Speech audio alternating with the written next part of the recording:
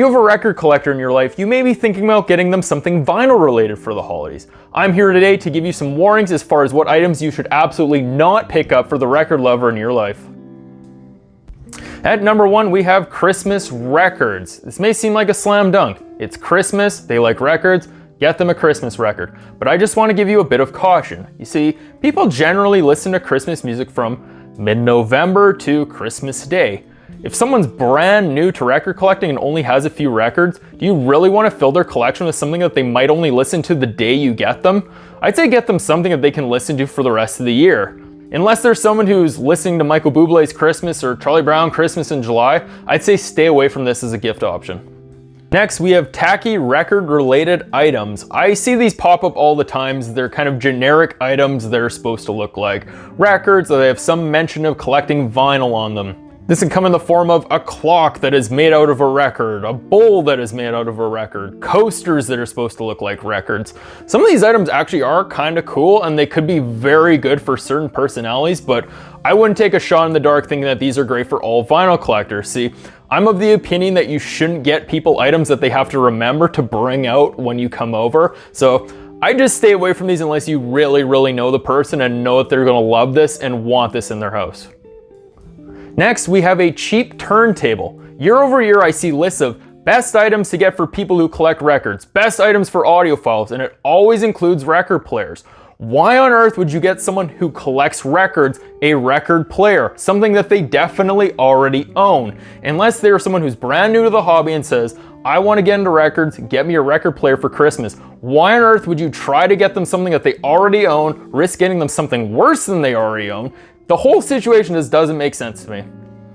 Next is a copy of Adele's 30. Nothing against Adele, nothing against this record. Personally, I think it's pretty good, but I think that people fall into 3 categories.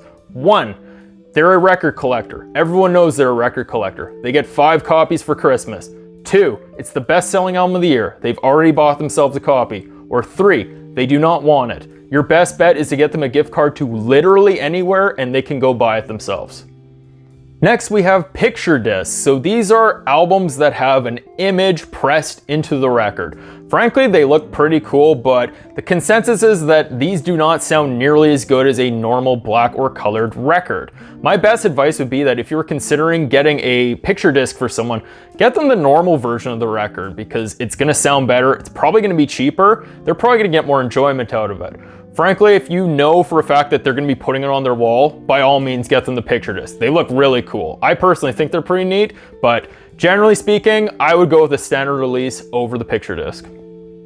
Next, we have record-related clothing. In this day and age, we've all seen these way too targeted t-shirts that are about the month you were born in and your job and what your hobby is. And record collectors definitely have their fair share of shirts that are targeted towards them.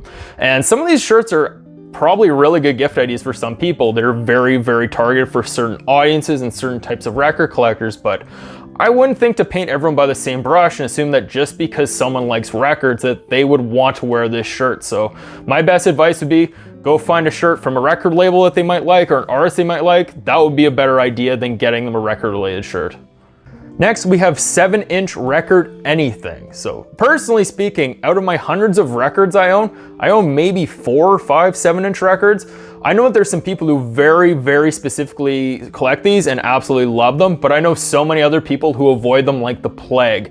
They are really inconvenient, they don't hold a lot of music, but what's become trendy over the last few years is for bigger artists to put out box sets or special editions that include several 7-inch records. Personally speaking, I see no value in these. They're a neat collectible to put on your shelf, but super non-functional and something that I would never use. My best advice would be, if they're into a particular artist, get them something else from that artist, because the 7-inch box set, unless they tell you they want it, not something I would recommend.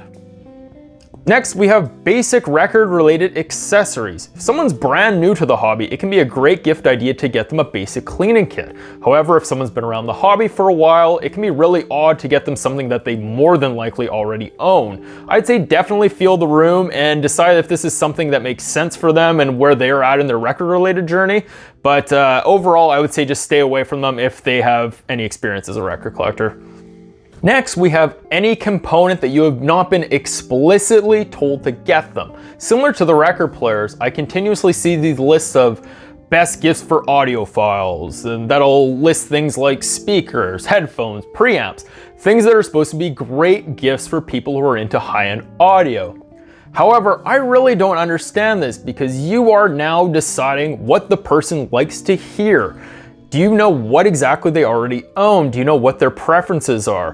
Why would you spend $300 for a pair of Bluetooth headphones when that person thinks that Bluetooth doesn't sound as good as a wired connection? This is really bizarre and really weird, and I just personally would stay away from anything that you haven't been told explicitly that they want or need. And last, we have records that you have not been told to buy someone. If someone's brand new to record collecting and only has a few records, you may have a really good idea of what kind of records they want and what would be great gifts.